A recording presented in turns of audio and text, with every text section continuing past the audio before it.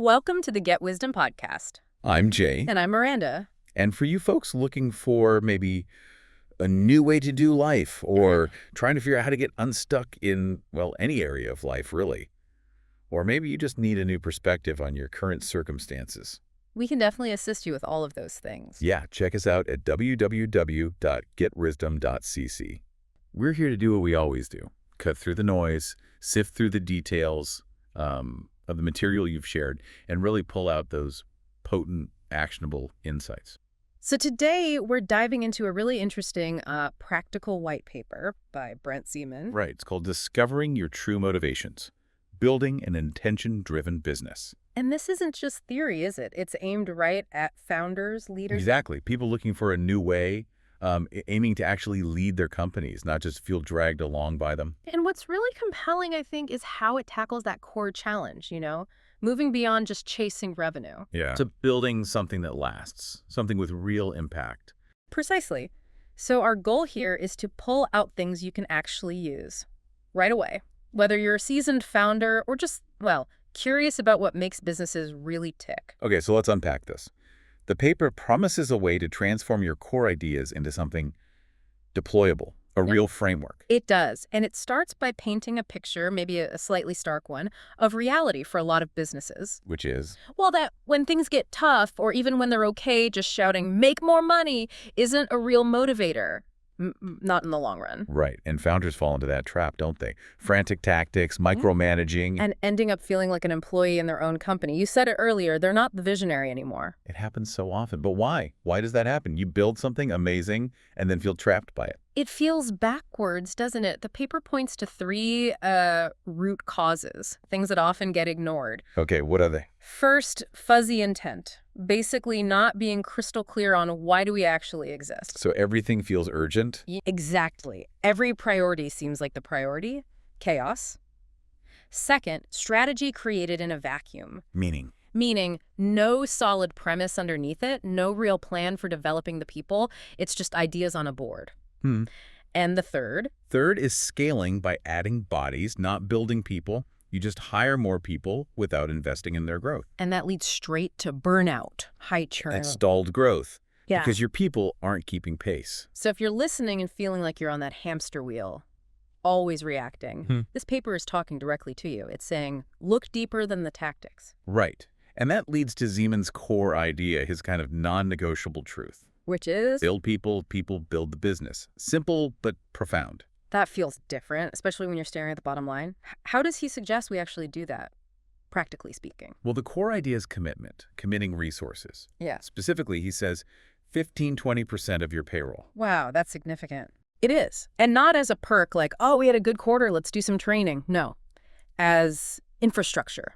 Essential. Okay. Because the insight is, if you teach people how to think, not just what tasks to do, they get better at making decisions without you. So you're not the bottleneck anymore. Exactly. That's not soft stuff. That's scale. Real scale. So what does that shift actually look like inside a company, beyond just budgeting for training? It changes the dynamics. Big time. 3 key shifts, he points out. Okay. 1, managers become coaches. Their job isn't just directing, it's developing capability, guiding. Less telling, more asking. Got it. 2, decision rights move to the edge. Closer to the action. Yeah. Empowering the people who are actually doing the work to make the calls. Faster, better decisions. And the third shift. Performance conversations change. They start focusing on the quality of thinking, the ownership people take, not just the outputs. So it's about how the work gets done, the thinking behind it, not just ticking boxes. Exactly. It fosters real responsibility, critical thinking. That's a huge cultural change. So to help guide this, you mentioned a framework, PVIS. Yes, PVIS stands for premise, vision, intention, and strategy. He calls it an upgrade to traditional planning.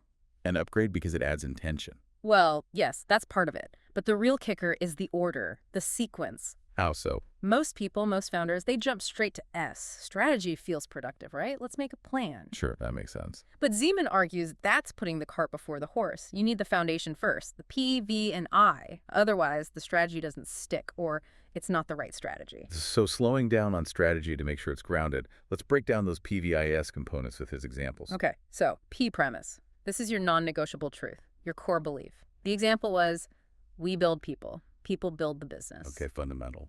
Then V vision. This Yeah. is the big picture. What world are you creating when your work works? It's external. Example. Equip 100,000 operators to make better decisions at work and home. Specific, big. Got it. Impact focused. Then I intention. This is the why, the reason you keep going when it's tough, the heartbeat behind the choices. Example. Form people who take courageous ownership in every domain of life. It's internal, the driving force. The why behind the why. Kind of, yeah. And then comes S, strategy. Where will you play? How will you win? The operating choices that actually express the P, V, and I. Example. Mid-market, B2B services, productized advisory, manager's coach system, community flywheel. See how it flows from the others. I do. And you said the order is crucial. Why is skipping ahead to strategy so risky?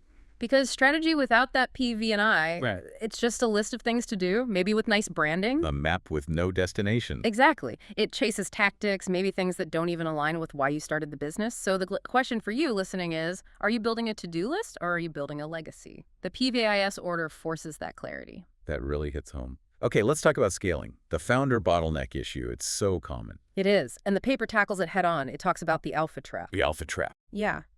If your first advantage was being the decisive leader, making all the calls, your next advantage has to be decisive delegation. Letting go.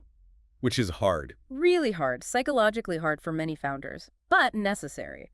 The paper shows how the founder's job must change. How does it break down? Roughly at around 5 people, you're mostly doing and deciding. You're hands-on. Makes sense. Startup mode. Right, but get to 50 people, and your job shifts big time. Now it's establishing premise, modeling intention, shipping the first playbooks, and also designing decision rights, coaching your managers, embedding values into systems. It's more architectural. Less doing. Exactly. Then, around 100 people, it evolves again. Now you're approving, but more importantly, auditing the systems, upgrading your leaders, and pruning things that don't align anymore fast. So for you listening, whether you have 5 people or 100, your role isn't static. It has to evolve to protect that core premise and empower everyone else. It's about enabling, not just deciding. And the good news is the paper doesn't just say, do this. It gives you a roadmap, a concrete 90-day plan. Oh, that's practical. What does it look like? It's broken into 4 phases, very actionable. Okay, phase 1. Weeks 1, 2. Clarify and codify. Get that PVIS down on 1 page. Define 3 to 5 core behaviors that show your intention in action, like on a normal Tuesday, and nail down the single biggest problem your business exists to solve. And he suggests writing that problem everywhere. Yeah, at whiteboard height in every room, keep it visible. Constant reminder. Wow. Then weeks 3, 4. Weeks 3, 4. Design people's systems. This is where you actually budget that 15-20% for development, set up the manager's coach rhythm, weekly 1.1s, monthly growth reviews, quarterly capability plans, and crucially, define those decision rights. Use REII or DRI for your top 10 recurring decisions. Push authority out. Just those first 4 weeks sound transformative, really digging into the why and then building the how for people development. It lays the foundation. Then Yeah. you move on. Weeks 5 to 8. Operationalize strategy. So now strategy comes in. Now it comes in, grounded in PVI. Map it on 1 page. Markets, offers, your moat, channels, proof points. Turn that into quarterly objectives with owners. Build your enablement kit. The 101s, playbooks, checklists, the 30, 60, 90-day plans for roles. Give people the tools. So clarify. Design the people systems. Operationalize the strategy. What's the last piece? Weeks 9, 12. Inspect and iterate. This is about continuous improvement. Run a leadership offsite. Score how well you're living the PVIS. Find and remove one big systemic constraint. Upgrade a leader. Trim projects that don't fit the intention anymore. And he suggests publishing notes. Yeah, like an operating notes memo. Be transparent, align everyone, attract the right kind of customers who get your intention. There's that quote in there, too, about courage. Oh, yeah, it's powerful. Yeah. If one fails to fulfill on a task, it's only because they lacked the courage to undertake such a task. Build the courage, build the company. Puts the focus squarely on developing the person, not just managing the task. Exactly. And to track all this, the paper gives specific metrics, not just vanity metrics. Divided into people, execution, and business right. Yeah. Leading and lagging indicators. Precisely. For people, these are leading indicators. You track that percentage of payroll for development, target 15-20%. You track coaching cadence adherence. Are those 1.1s actually happening? Aim for 85%. And that decision latency on edge decisions how fast are empowered people making calls. Target your 50% by day 90. That decision latency one feels really tangible. You can see empowerment working or not working. It really does. Then for execution, also leading indicators. Percentage of quarterly tasks on track. Are people using the playbooks? Check usage. How well are new managers ramping up? New manager 30, 60, 90 completion. Shows if the systems are actually being used effectively. Right. And finally, the business metrics. These are your lagging indicators. Things like net and gross revenue retention, NRRGR, LTV.can and payback period, gross margin, operating cash flow. And the quality of your revenue, how much comes from your ideal customers. What stands out is how those leading indicators, the people and execution stuff, are positioned as the drivers for the lagging business results. It flips the usual focus. It absolutely does. It shows how you get the results. And to make it even easier, there are tools, templates you can literally copy. Okay, that's helpful. What kind of tools? There's a one-page PVIS canvas, everything in one place. Premise, vision, intention, strategy, behaviors, problem solved, objectives, tasks, super clear. Nice. There's a manager as coach 1.1 agenda, specific questions for those 30-minute check-ins focusing on ownership, roadblocks, capability building, shipping work. Changes the whole conversation. Less status report, more development. Exactly. And a decision rights template, DRI. Clarifies who owns what decision, the inputs needed, the time frame, SLA, and where to escalate. Removes ambiguity. Those are genuinely useful. Makes it much less daunting to start. Definitely. But the paper is also realistic. It knows there are risks, pitfalls. And it addresses them. Proactively. Like the risk of the founder relapsing into control. We talked about that, how to fix it. Schedule delegation audits. Measure that decision latency. Keep yourself accountable. Okay, what else? Training theater. Training just for show. Counter that by tying development directly to job outcomes and promotions. Make it matter. Makes sense. Strategy drift. Prevent that with those quarterly PVIS reviews. And be ruthless about killing projects that don't align with the intention. Discipline. Yep.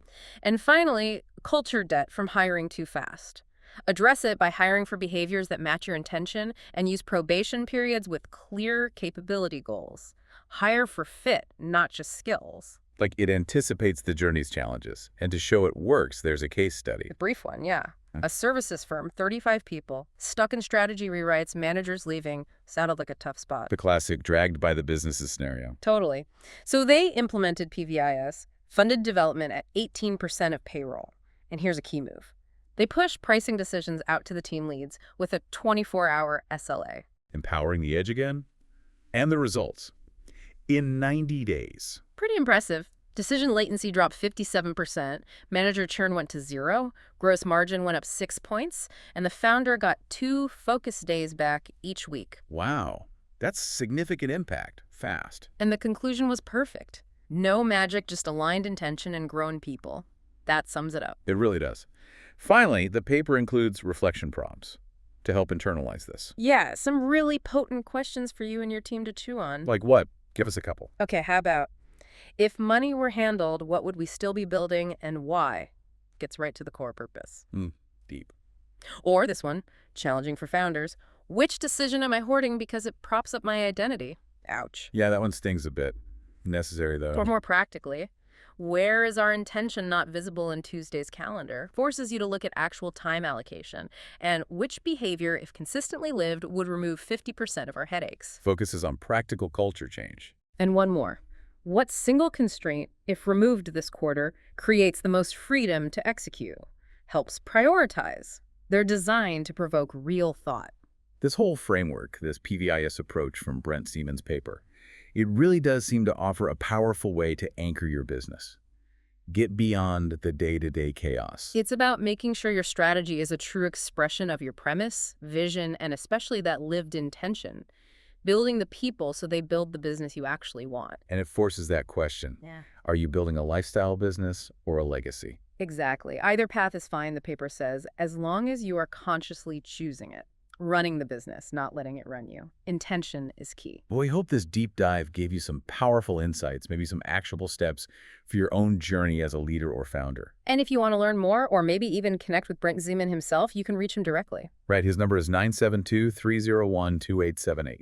Or you can email getwisdomprinciple@gmail.com. And of course, please support the work we do here by checking out our sponsors. You can find them at www.getwisdom.cc sponsors. Thank you so much for joining us today. We really appreciate you listening. We'll see you tomorrow right back here on the Get Wisdom podcast.